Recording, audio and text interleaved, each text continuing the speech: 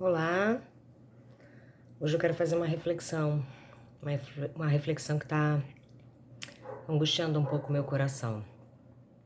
A pergunta é, por que que um jovem, por que que um adolescente, por que que talvez até ainda na infância, um ser humano se vê sem sentido de vida, se vê sem propósito, sem objetivo, sem razão para sua existência.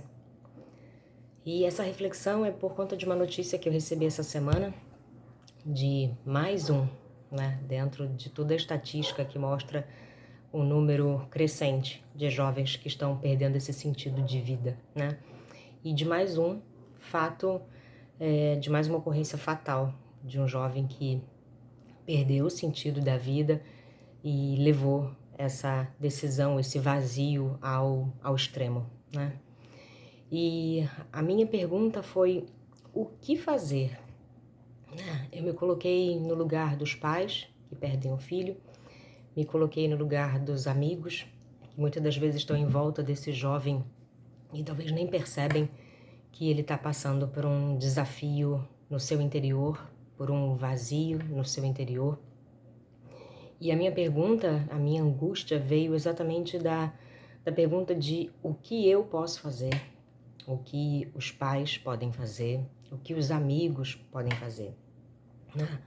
E eu comecei a refletir pensando, puxa, como eu, já numa idade mais avançada que esses jovens, como eu consigo alcançar essas pessoas, esses jovens, e falar com eles numa mesma linguagem. E naquele primeiro momento, até refletindo e conversando com a minha filha, eu achei que não tinha muito como fazer, que não tinha muito o que fazer. Mas depois eu percebi que, na verdade, eu já fui uma jovem e que a minha experiência de vida talvez nos ajude a refletir e a mudar um pouco o nosso pensamento, as nossas atitudes e automaticamente mudar o comportamento desses jovens. E a minha reflexão foi a seguinte: para desistir da vida, para não ver sentido em acordar, em levantar da cama, em contemplar o sol, em contemplar a natureza, em dar um beijo, um abraço num familiar, numa pessoa que a gente ama, porque a pessoa certamente está com a sua identidade já desfigurada.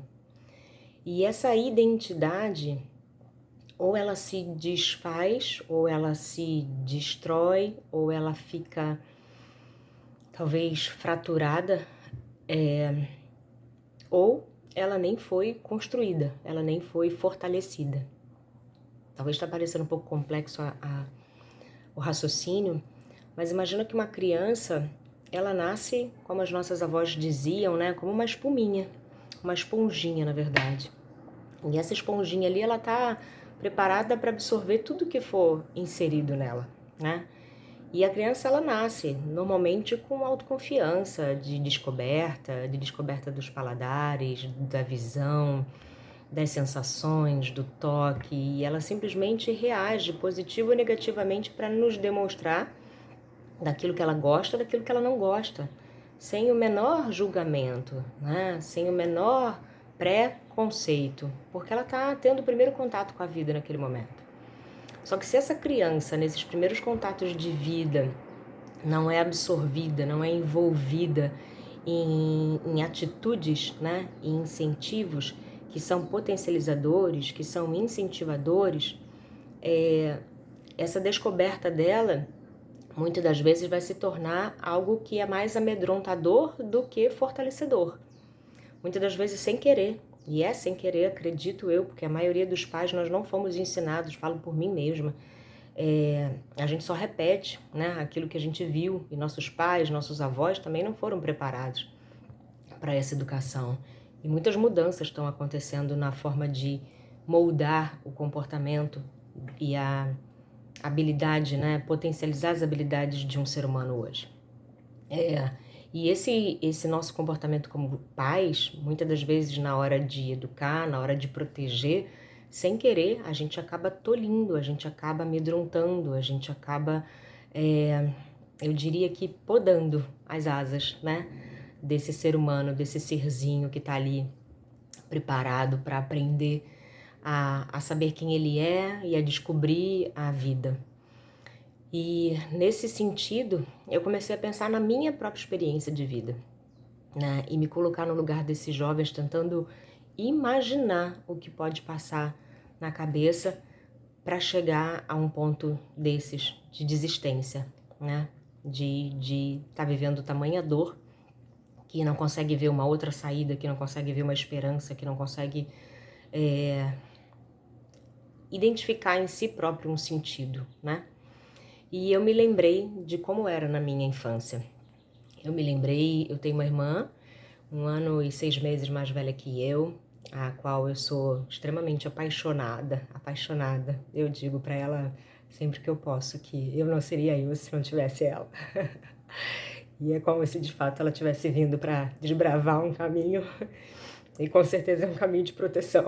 Sem ela, acho que os meus passos teriam sido muito mais desafiadores e mais dolorosos se ela não tivesse ali do meu lado para me apoiar. Só que não foi sempre assim, né? Eu nasci, ela era muito pequena, ainda era um bebê, e eu nasci muito doente. Então eu tomei muito do espaço dela. As atenções eram muito para mim. E o que acontecia com isso? Acontecia que ela não tinha muito tempo de qualidade com os meus pais. Eles estavam sempre preocupados porque eu estava com alguma complicação de saúde, ou porque estava sempre internada, ou porque eu estava sempre indo para médicos, eu estava sempre indo para exames. E isso fazia com que o tempo que sobrasse para ela era um tempo limitado, né? E certamente, hoje pensando, né, como ela deveria se sentir, talvez se sinta não amada, talvez pudesse se sentir não pertencente àquela família, né, não valorizada dentro daquela família. E curioso que algum pouco tempo atrás, depois que nossos pais já faleceram e a gente numa das nossas conversas assim de saudade, de reflexão sobre os desafios da vida, foi curioso porque cada uma tinha uma visão, né? Eu achava que eu era preterida pelas inúmeras habilidades que ela tinha, e ela muitas das vezes se achou também a preterida por toda a atenção que eu acabava tendo, né? E nós somos pessoas totalmente diferentes, muito iguais pela essência, mas muito diferentes em habilidades e competências. E isso desde a infância era muito visível, né? Eu não tinha muitas habilidades motoras, intelectuais, e a única grande habilidade que eu conseguia demonstrar era falar. Eu falava muito e eu queria muito chamar a atenção por essa fala. Eu estava sempre com alguma gracinha, com alguma piadinha, eu estava sempre disposta a rir, a fazer graça, a estar ali, presente de alguma forma, né? E quando a gente fala de perfil comportamental, quem entende isso, quem tem um perfil mais pro lado da influência, tem essa habilidade de comunicação, né? Gosta dessa coisa de estar presente, né? Dessa coisa de expansão, de conectar, de estar perto de pessoas, de se relacionar. E já quem tem um perfil de conformidade, com maior predominância de conformidade, como é o perfil da minha irmã, são pessoas mais introspectivas, mais observadoras, que normalmente têm uma habilidade de raciocínio muito lógico e com uma precisão de tudo, com uma qualidade da entrega muito grande. E era exatamente isso que nos diferenciava. A minha irmã fazia tudo com muita maestria, estudava muito, era sempre muito boa em tudo que ela fazia, sempre teve muitas habilidades manuais, tinha tudo muito organizado na cabeça dela, tinha planos já para o futuro e eu mal conseguia ver o meu hoje. E era uma comparação assim minha, não era uma comparação dos meus pais, mas era uma comparação muito nossa. E muitas das vezes era exatamente isso, eu me via numa situação de um trabalho da escola e eu pensava, nossa, eu nunca vou conseguir fazer como a minha irmã.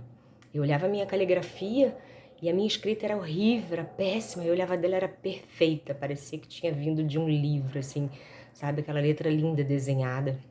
Eu não dava conta de fazer a capa do meu trabalho. E o dela era aqueles desenhos incríveis, uma coisa maravilhosa. E muitas das vezes a gente até barganhava, né? Eu falava, ó, deixa que eu cuido da comida, que eu cuido da casa, faz o meu trabalho, faz a minha capa do trabalho. Porque eu não tinha habilidade. Só que o fato dela ser tão organizada, tão desenvolta, com tantas habilidades e competências intelectuais, eu ficava olhando assim, eu falava, meu Deus, eu não tenho nada disso, quem vai ser de mim? O que vai ser de mim? Quem é você? Né? Eu não conseguia identificar essa minha habilidade. Eu olhava para mim e falava, nossa, quem é você quando eu crescer? Né? E ela tinha muitos planos, fazia muitos cursos, muito inteligente, muito estudiosa. Eu era na média, na média para baixo, na média, não para cima, no máximo na média. E eu tô falando isso pra gente entender como é que é a convivência em família. Que muitas das vezes pequenas comparações que os pais fazem, muitas das vezes sem perceber que cada ser humano é único, que cada ser humano tem um perfil, uma habilidade, uma competência. E para isso eu até indico, para quem tá aqui no canal assistindo esse vídeo, que assista um filme da Pixar, que é o Soul. E ele fala um pouco sobre isso exatamente no momento em que as alminhas vão sendo enviadas para a Terra. Cada uma vai sendo designada com um perfil. Imagina se todo mundo fosse igual a todo mundo. Ainda que eu tenha um perfil exatamente igual, com uma predominância igual de estabilidade e influência, semelhante a uma outra pessoa. Se formos colocadas do lado uma da outra, não seremos iguais, porque a quantidade, o percentual, a mistura, a alquimia que Deus faz na hora que Ele vai construir um ou outro é totalmente diferente, para que sejamos únicos, para que sejamos realmente diferentes. E essa é a graça da vida. Se a gente pega uma flor, você pode pegar uma mesma rosa, rosa da mesma espécie, elas não são idênticas. Cada uma vai ter de um pequeno detalhe que é diferente e que as tornam tão lindas uma quanto a outra. E infelizmente na vida a gente vê os pais, sem saber, cometendo comparações. E não é um sentimento de culpa, é um sentimento de observação que eu estou querendo causar. Porque muitas das vezes, isso às vezes não parte nem dos pais, às vezes parte da sociedade, parte dos amigos, parte de si próprios. E os meus pais tinham o hábito de falar, por favor, fica quietinha, só um minuto. Cala a boquinha, fica só um minutinho quietinha. E a minha habilidade era falar. E eles não sabiam que aquilo ali era a única coisa que eu me via capaz de fazer, falar. Da mesma maneira que ficavam o tempo inteiro incentivando a minha irmã, tipo, cara, vai lá e fala, vai lá e se comunica, vai lá e faz isso, vai lá e faz aquilo, quando na verdade ela ficava mais observadora, mais introspectiva. Então eles ficavam querendo fazer um mix de querer me colocar num comportamento semelhante ao da minha irmã e fazendo com que a minha irmã, em alguns momentos, se colocasse num comportamento semelhante ao meu. Tudo bem incentivar. Perfeito fazer com que as pessoas tenham resiliência, com que elas experimentem novos comportamentos, com que elas desenvolvam novas habilidades. Maravilhoso isso. Mas não fazer com que as pessoas sejam levadas a um extremo de pensar que aquilo que ela é não é o bastante.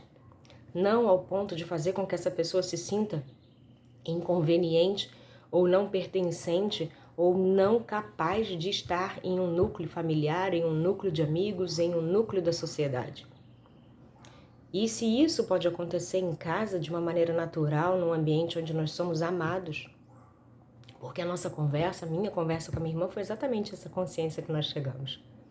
Quando a gente começou a falar das nossas memórias, a gente começou a se dar conta de quantos sinais, quantos intensos e constantes sinais nossos pais nos davam claramente da admiração que eles tinham por cada uma de nós, do amor que eles tinham por cada um de nós, do valor que eles nos davam. E a gente começou a lembrar de coisas que eu ouvia os meus pais falarem sobre a minha irmã, e que aquilo me causava esse ciúmes comparativo. E ela também narrou várias coisas que ela ouvia os meus pais falarem a meu respeito e que também causava nela esse ciúmes comparativo. Só que naquele momento ali o que a gente identificou é que eles nos amavam igualmente, intensamente, e que viam em nós esse valor.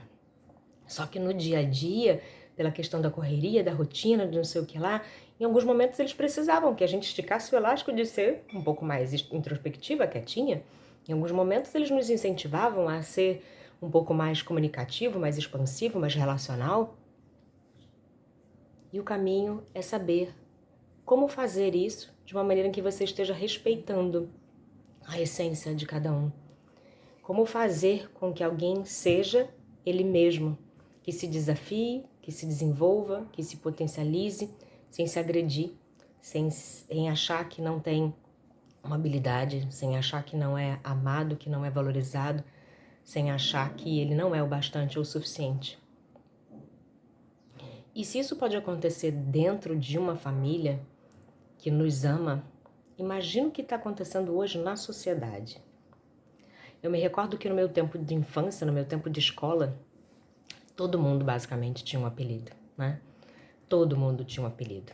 Era o orelhão, era o narigão, era o cabeção, era o pezão, era o grandão, era o baixinho, era o gordinho, era o magrinho. Quantos apelidos a gente dava? Basicamente era como se a sala toda tivesse, né, um codinome ali. E isso era natural. Feria alguns, machucava outros, fazia com que outros aproveitassem a oportunidade para interagir de uma maneira zombando um do outro. Acabava sendo meio que um diálogo. Só que isso era fácil de lidar, porque normalmente a gente só conhecia as pessoas do nosso quarteirão, no máximo do nosso bairro, no máximo da nossa família. Só que hoje não. Hoje quem nós somos parece que está o tempo inteiro numa comparação não só com aquele bairro, com aqueles lugares do nosso núcleo pequenininho de convivência. Hoje quem nós somos está sendo a todo tempo, a todo momento, comparado com o mundo todo. Comparado com todo mundo que bota a cara aqui nas redes sociais, com todo mundo que posta as fotos mais perfeitas, as conquistas mais extraordinárias, as habilidades e competências uau, totalmente destacadas e admiradas e aplaudidas pelo mundo todo. Se naquele tempo nós tínhamos vários casos, se naquele tempo eu e minha irmã nos comparávamos umas com as outras, e isso nos trouxe muitos pensamentos, muitos desafios emocionais, de muitas das vezes não se sentir amada o bastante, de muitas das vezes não se sentir boa o bastante, capaz o bastante. Imagina hoje em que esses jovens estão sendo comparados a todo tempo, a todo momento, com inúmeros jovens do mundo inteiro, porque hoje a internet e a globalização nos permite ver tudo o que está acontecendo em tudo quanto é lugar. E esses jovens já nascem literalmente com os celulares, os tablets na mão, vendo o que está acontecendo com todo mundo. E na intensidade desse mundo que só cada vez mais valoriza aquilo que as pessoas têm, os pais talvez se percam um pouco, ao invés de valorizar a identidade do filho, a habilidade dele, por menor que pareça. Ficam o tempo inteiro querendo pensar num avanço do futuro. Não, porque você tem que ser isso, porque você tem que ganhar aquilo, porque você tem que conquistar aquilo outro. Estão a todo tempo, a todo momento, pressionando esses jovens que vivem num mundo totalmente acelerado, que o tempo que eu como jovem tive para amadurecer, esses jovens não estão tendo. Principalmente esses que atravessaram toda essa pandemia, que ficaram há alguns anos aí retidos, reclusos, sem passar por esse momento da descoberta, né? do confronto dessa questão de quem eu sou, quem eu quero ser, a qual grupo eu pertenço, de fortalecimento da sua própria identidade, das suas descobertas. Os jovens de hoje não estão tendo oportunidade de errar. Os jovens de hoje estão tendo uma cobrança muito forte, muito dolorosa, de já nascerem maduros, de já crescerem sabendo quem eles são, de já tomarem decisões de gente grande, porque a vida está tão acelerada, tão rápida, que nós pais, e eu falo por mim, porque eu me encaixo, infelizmente, muitas das vezes eu me vejo repetindo esse papel, porque nós nos colocamos num papel de cuidado, de proteção, de querer garantir que os nossos filhos tenham uma sobrevivência no futuro, de querer garantir que nossos filhos tenham uma vida melhor do que a que nós tivemos, do que a vida que nós podemos dar para eles, e pautamos essa vida melhor nas conquistas materiais. E colocamos uma expectativa gigante sobre eles, de escolhas de profissão, de escolhas de carreira, de empreendedorismo para oportunidade de um ganho de uma renda adicional ou de uma renda que de fato faça diferença, de um posicionamento em algo que leve a ele a ser bem-sucedido, que leve ele a ser, de repente, um divisor de águas no mundo, né? Uma pessoa inspiradora ou impactante no mundo. Será que a gente está olhando para esse ser, para esse ser humano, um olhar de amor, entendendo que esses jovens, para que ele seja bem-sucedido, para que ele seja realizado, ele só precisa ser valorizado com quem ele já é? Será que nós estamos olhando para esses jovens, potencializando, ensinando literalmente ele a usar as asas que ele já tem? Ou a gente está querendo vestir nele uma roupa que não lhe cabe, colocar nele um rótulo que ele não tem? Desenvolver nele a força, uma habilidade e competência que ele mesmo ainda não desejou ter, que ele mesmo ainda não identificou ter.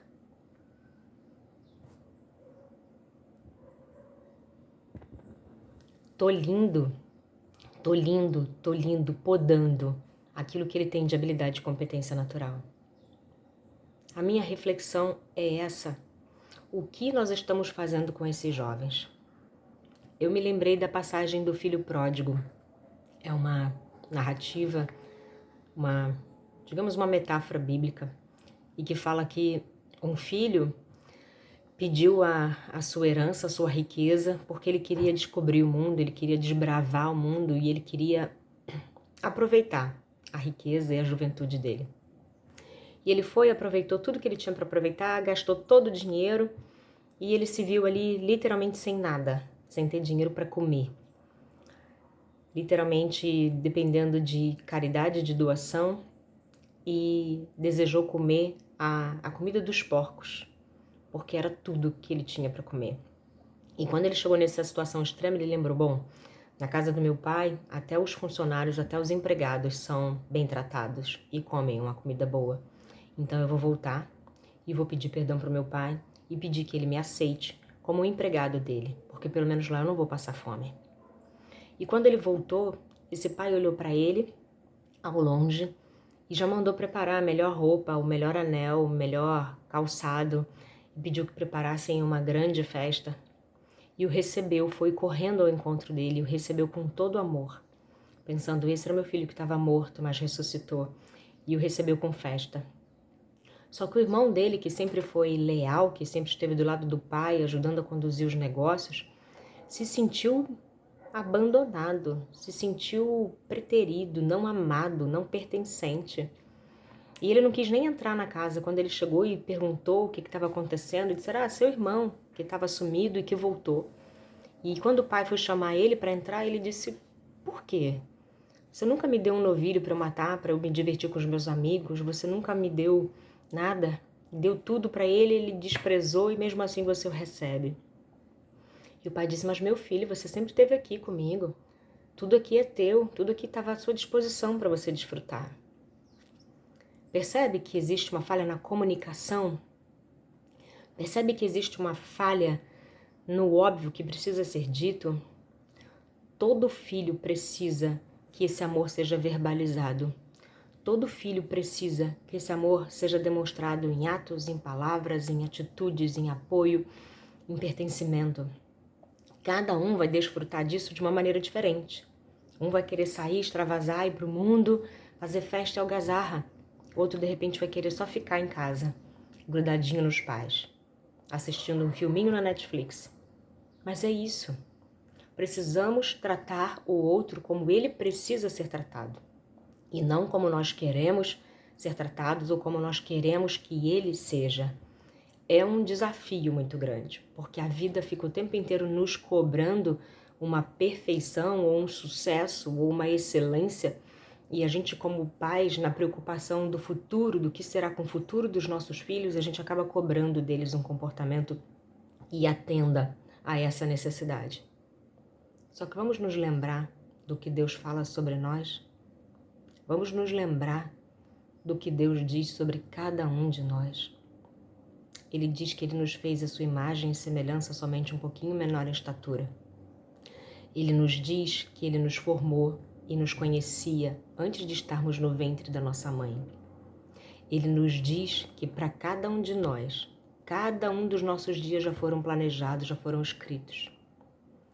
E Ele diz que não devemos andar preocupados nem ansiosos por coisa alguma. E uma coisa muito marcante que aconteceu na minha vida é que no momento em que eu estava passando ainda pelo desafio do câncer, e em um momento muito desafiador financeiramente falando, que eu já tinha perdido quase tudo, aberto mão de praticamente tudo que eu tinha conquistado, e eu estava andando de ônibus com a minha filha, e naquela ocasião ela basicamente não tinha andado de ônibus na vida ainda, acreditem. Eu achava que o que eu tinha que dar para minha filha, o melhor que eu tinha que dar para minha filha, estava muito pautado no material. Queria muito dar para ela as oportunidades que eu não tinha tido, as experiências que eu não tinha tido na minha infância. E eu a protegia tanto que ela não tinha vivido essa experiência. E estávamos andando de BRT, e eu me lembro que ela ficava muito alegre, muito feliz a cada vez que entrava alguém vendendo um doce, uma bala, e o olhinho dela ficava assim brilhando, e a gente ficava assim sentadinha na janela olhando os carros passando, né, as coisas passando lá fora, e a gente ia tagarelando uma com a outra, falando. E quando nós descemos, entrando no nosso condomínio, ela de mãozinha dada comigo, e ela falava assim: mãe, hoje é o dia mais feliz da minha vida. E eu ficava pensando, meu Deus. E eu, sério, filho, o quê? E ela: mãe, a gente tá aqui, olha que lindo, quantas vezes, ai que lindo, a gente tá vendo as flores, olha como foi legal o nosso passeio. E eu não lembro exatamente as palavras, mas tudo que ela exaltava eram as coisas mais simples do mundo. E tudo que ela me disse era: olha mãe, a gente tá aqui, juntas, de mãos dadas, e olha como foi legal o nosso dia. E ali eu me dei conta de que a minha filha só queria estar comigo, com a oportunidade de estar olho no olho, com a oportunidade de estar mão na mão, com a oportunidade de dividir as nossas percepções e dialogar e falar bobagem e rir sobre as coisas mais banais, mais simples da vida, de trocar experiência, de tempo, de qualidade. E antes, na nossa vida anterior, era sempre uma correria. Eu colocava ela no carro, na cadeirinha, no banquinho de trás, e eu ia dirigindo, sempre com pressa, sempre com horário para chegar em um lugar, para chegar em outro, sempre cansada para chegar em casa. Às vezes pegava ela na escola muito tarde, ela já estava dormindo. As nossas interações eram sempre vamos, vamos, vamos, vamos, vamos, vamos, vamos. Porque a gente sempre tinha um horário, sempre tinha algo para cumprir, sempre tinha uma obrigação. E nos momentos de lazer, às vezes eu já estava tão cansada depois de uma semana tão intensa de trabalho, que muitas das vezes eu ficava tipo, só quero ir para casa dormir. Então percebe que os valores estão se invertendo. A gente se perde nas conquistas, na necessidade do ter, e esquece que tudo que um filho precisa é que a gente os ensine a ser. Existe um entendimento da identidade segundo o desenvolvimento da inteligência emocional, que Daniel Goleman fala muito sobre isso, né? Paulo Vieira fala muito sobre isso, e é pautado nessa pirâmide do indivíduo, que fala que eu vou ter tudo que o meu ser for capaz de fazer. Então entenda-se como uma pirâmide, que essa base é o ser. Então, se eu tenho clareza de quem eu sou, se eu tenho um alto valor, se eu tenho amor próprio, se eu me sinto pertencente, se eu me sinto valorizado dentro daquilo que eu sou, dentro das minhas habilidades e competências naturais, mais força, mais vigor eu vou ter para desenvolver outras habilidades, outras competências. Mais capaz e autoconfiante eu vou me sentir de fazer outras coisas, de abraçar novos desafios, de me desenvolver. Mais resiliência eu vou ter para lidar com os desafios da vida. E isso me torna capaz de ter e conquistar qualquer coisa. Quando eu me sinto forte, quando eu me sinto amado, quando eu me sinto pertencente, eu me sinto capaz de conquistar qualquer coisa. Então, essa falta de sentido que nós estamos vendo hoje, principalmente nos jovens, a origem dela é uma falta de pertencimento e uma falta de amor. Não quer dizer que os pais não os amem, não quer dizer que os amigos não os amem. Quer dizer que talvez a gente não esteja conseguindo passar, transmitir este amor da maneira com que eles precisam sentir este amor. E este sentir quer dizer amá-lo como eles são. Dar o sentido de valor e valorização com as habilidades e competências que eles apresentam hoje, sem querer esticar este elástico em um momento em que eles ainda não têm essa resiliência, nesse momento que eles ainda não estão com esta maturidade. A resiliência vem a partir do momento que esse elástico ele é fortalecido pelo senso de pertencimento e de amor. Então, o meu convite é que nós, e eu me incluo nisso, nos tornemos mais tolerantes, que nós desenvolvamos uma habilidade de amar ao próximo como ele é, de olhar com olhar, de buscar sempre o melhor desse ser humano, porque todos nós temos habilidades e competências, mas são distintas. Todos nós somos brilhantes e únicos diante dos olhos de Deus e diante dos olhos daqueles que têm a habilidade de olhar para cada um sem o mau hábito da comparação. Nossos filhos vão ser sempre diferentes uns dos outros. Nós somos diferentes uns dos outros. Hoje, eu olho para minha irmã e digo para ela que eu não existiria sem ela. E ela normalmente me fala a mesma coisa. E sabe por quê? Porque nós somos complementares. Complementares. As habilidades e competências que me faltam estão nela. As habilidades e competências que a faltam estão em mim. E muitas das vezes nós nos apoiamos, nos levantamos e caminhamos juntas, ainda que cada uma vivendo a sua vida. Então que a gente possa olhar para o nosso lar hoje e identificar que quando Deus fala que não é bom que o homem viva só, é exatamente por isso. Porque precisamos viver em família, precisamos viver em sociedade, precisamos viver em equipe, precisamos viver em cooperação uns com os outros, porque é como num quebra-cabeça, cada um é uma peça única, e se faltar uma peça, esse quebra-cabeça não se fecha. Somos todos peças do mesmo quebra-cabeça, porém somos todos únicos, somos todos diferentes, complementares.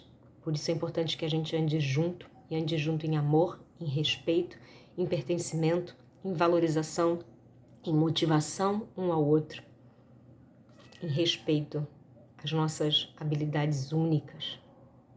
Esse é o meu convite hoje, que a gente ame. Se você tiver um jovem do seu lado, se você tiver uma vida do seu lado, olhe para ela com esse olhar, buscando aquilo que ela tem de único, único, único. E ainda que você só tenha a oportunidade de dizer uma palavra sobre o que você vê nela, que só ela tem, diga, olhando no fundo dos olhos dela, para que ela se sinta o ser mais especial do mundo. E assim como Deus nos diz que Ele nos ama com amor incondicional, faça com que esse ser humano se sinta assim, amado de uma maneira exclusiva. Que ele se sinta a imagem e semelhança do Criador. E que ele jamais duvide do quanto ele tem uma missão única aqui. Do quanto ele é exclusivo. E isso está nas minhas mãos, isso está nas suas mãos. Acredito que a gente pode formar uma corrente do bem, fazendo com que esse amor, com que esse senso de valorização seja multiplicado para todos que a gente encontra no caminho. Para que uma vida que a gente encontre com o olhar perdido, vazio, com o ombro arqueado, com uma cabeça mais baixa, talvez um pensamento perdido, seja resgatada, ainda que seja por uma palavra sua, uma palavra de amor, tá? Vamos semear vida, semear sentido. Beijo.